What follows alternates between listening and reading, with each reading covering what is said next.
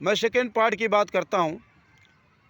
हिंदुस्तान आज़ाद हो गया ना, 1947 में लोगों ने कहा हमारा भारत आज़ाद हो गया। अब यहाँ पे सब लोग वतन अपना, चीज़ें अपनी, सब कुछ अपना। लेकिन मैं एक चीज़ बताता हूँ, 1860 का जो नियम कानून मैकाले ने बनाया था, इंडियन पैनल कोड आईपीसी की जो धारा है, वो आज 75 सालों से वही धारा चल रही है। नहीं तो आप इंडियन पैनल कोड खोलिए, देखिए 1860 का 151 की धारा, 107-16 की धारा, जितनी भी कानून है सब, वो क्या था?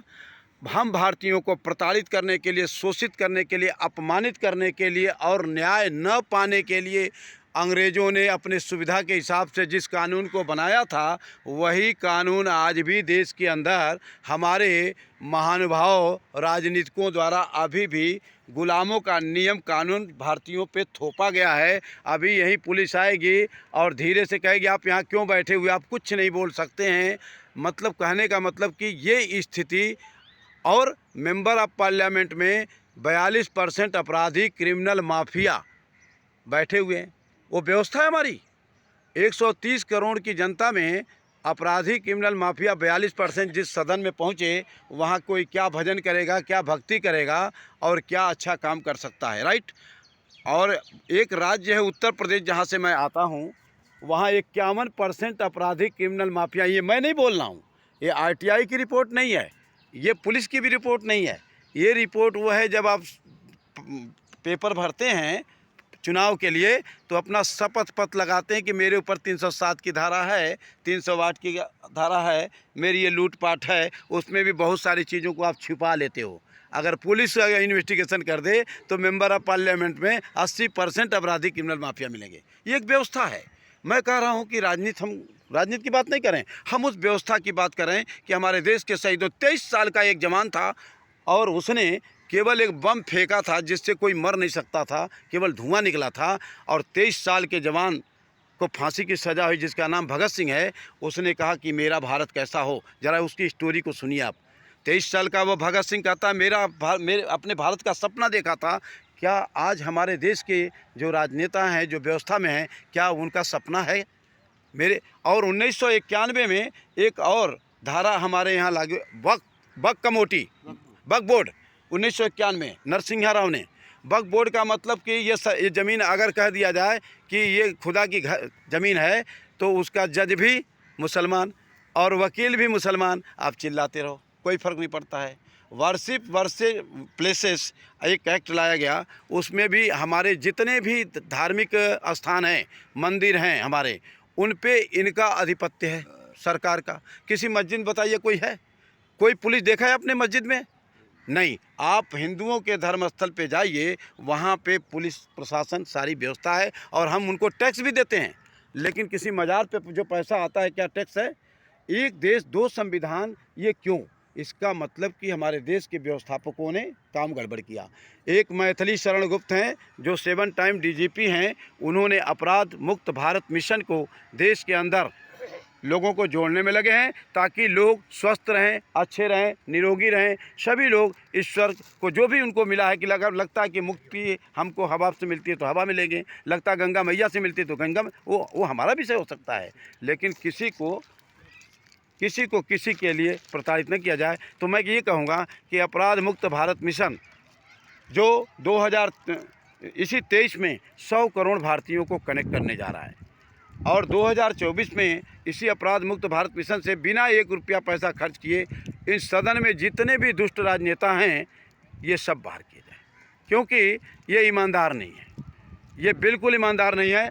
और देखिए, जब देश आज़ाद हुआ था उस समय 200 वर्षों तक अंग्रेज़ों ने गुलाम किया था, तब 1 रुपया बराबर $1 था। मेरी बात ध्यान से समझिए, 1 रुपया बराबर $1, इतना लूटने के बावजूद भी। लेकिन आज 75 सालों में इन देश के राजनेताओं ने इतना लूटा कि 84 रुपया बराबर $1 हो गया। अब आप बताइए कि आपके परखचे उड़ने जा रहे हैं। महंगाई अभी देखो, 2000 का नोट बंद हो गया। समझिए बात को, समझिए आपको। और करप्शन कितना बढ़ गया। मैं इसी बॉम्बे में हूँ, मुझे पता है करप्शन इतना बढ़ गया कि जो सोना 60,000 था वो सोना को कह रहे हैं कि 2000 का नोट लेके आइए, लेकिन मैं यही सोना आपको 80,000 में दूंगा। यानी 20,000 रुपया तो वहीं कमा लिया सोनार। इतना बड़ा करप्शन इसी बॉम्बे के अंदर चल रहा है, अब पूरे देश के अंदर चल रहा है। मैं बता रहा हूँ आपसे, ये करप्शन बढ़ रहा है कि करप्शन घट रहा है। सबसे बड़ी बात यह है कि देखो, एक कहानी सुना देता हूँ, उसी पे ख़त्म करूँगा अपनी बात को। एक राजा था, राजाओं को प्रजा की अपनी बड़ी चिंता हुआ करती थी, माताओं। तो उसके राज में सूखा पड़ गया। सूखा पड़ गया तो ये हुआ कि भाई महात्मा जी एक रहते हैं, चलो इनसे राज मशवरा ले लिया जाए। तो जब राजा परेशान होता था तो संतों महात्मा सदगुरुओं के पास जाया करता था। एक ज़माना था इसी देश के अंदर, और उनसे राय लेते थे। तो कहे महाराज सूखा पड़ गया, हमारे देश की जनता बड़ी परेशान है, बताइए उसमें कोई रास्ता विकल्प बता दीजिए। तो बोले भगवान नाम का जाप करो, ईश्वर का जाप करो, बारिश हो जाएगी, चिंता मत करो। राजन बोले कि बहुत लेट कर दिया तुमने हमारे पास आने में। बोला अब गलती हो गई, उसके लिए माफ़ करिए। खैर राजा गया, और सुनिए, उन्होंने कहा, राजा साहब ने मंत्रियों को बुला करके किसी ब्राह्मण देवता को बुलाइए, भगवान नाम का जाप हो। तो एक ब्राह्मण को पकड़ा गया बेचारे को। तो अब उसे पता ही नहीं था कि भगवान नाम का जाप क्या होता है, यानी सदगुरु क्या होते हैं, भगवान क्या होते हैं। जब पता ही नहीं है, नाम का जाप होगा ही नहीं, तो फिर क्या होगा। लेकिन उस बेचारे को पड़ी थी कि कुछ खाने पीने को मिल जाएगा, तो क्या करे, माला लिया, बोला क्या करूं क्या ना करूं, क्या करूं क्या ना करूं। कुछ दिन बीता, एक आध हफ्ता बारिश हुई नहीं। राजा ने कहा भाई ये बारिश नहीं हुई, एक और ब्राह्मण बुला लिया जाए। तो एक और ब्राह्मण बुला लिया गया, वो इसका बाप निकला। तो उसने देखा, देखूँ ये करते क्या हैं। तो वो देख रहा है, कह रहे हैं क्या करूं क्या ना करूं, क्या करूं क्या ना करूं। तो उसने कहा बढ़िया बात है, जो ये करें सो मैं करूं, जो ये करें सो मैं करूं। राजा ने कहा भाई 2 ब्राह्मण लग गए, अभी तक बारिश नहीं हुई, एक ब्राह्मण और बैठा दिया जाए। जल्दी से एक ब्राह्मण और लाया गया। वो तीसरा ब्राह्मण आया, तो तीसरा तो दोनों का बाप निकला। बोला देखता हूँ खाने पीने को राजभवन में मिल ही रहा, दिक्कत क्या है। तो खा पी के टाइट देखा तो एक माला लेके कह रहा क्या करूँ क्या ना करूँ। दूसरा कह रहा जो ये करें सो मैं करूँ। तो तीसरे ने बोला ये धांधली कब तक चलेगी, ये धांधली कब तक चलेगी। तो राजा से किसी ने कहा किसी भी शुभ काम में 3 आदमी नहीं लगाए जाते, ये तो राज का विनष्ट हो जाएगा। बोला अरे जल्दी करो चौथा लाओ। चौथा आया, चौथा तीनों का बाप निकला।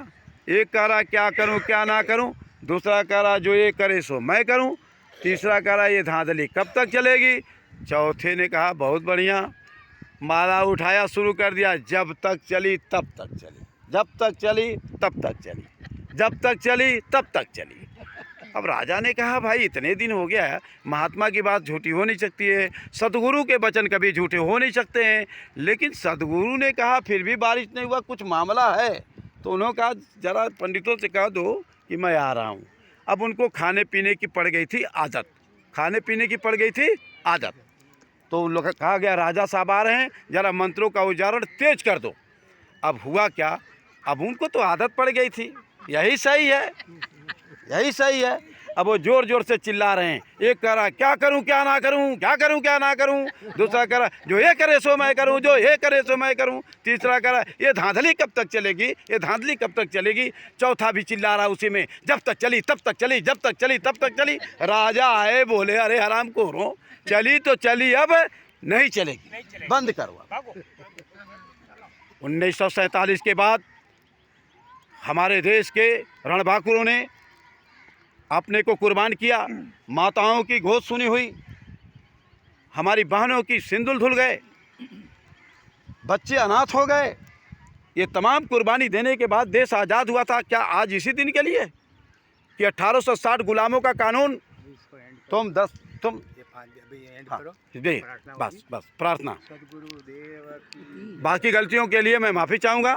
मैं विषय में थोड़ा सा जोड़ लिया, ये भी व्यवस्था से संबंधित है और कोई बात नहीं है। और मैं आप सभी लोगों का मैं सर झुका के मैं नमन करता हूं कि मेरे जैसे अनाड़ी आदमी और अनजान आदमी को अपने बीच में आपने जगह दिया। सभी लोग मेरे पूजनीय हैं, मैं मत्था टेकता हूं और भूल चूक के लिए अपने सदगुरु और ऊपर वाले से मैं माफ़ी चाहता हूं।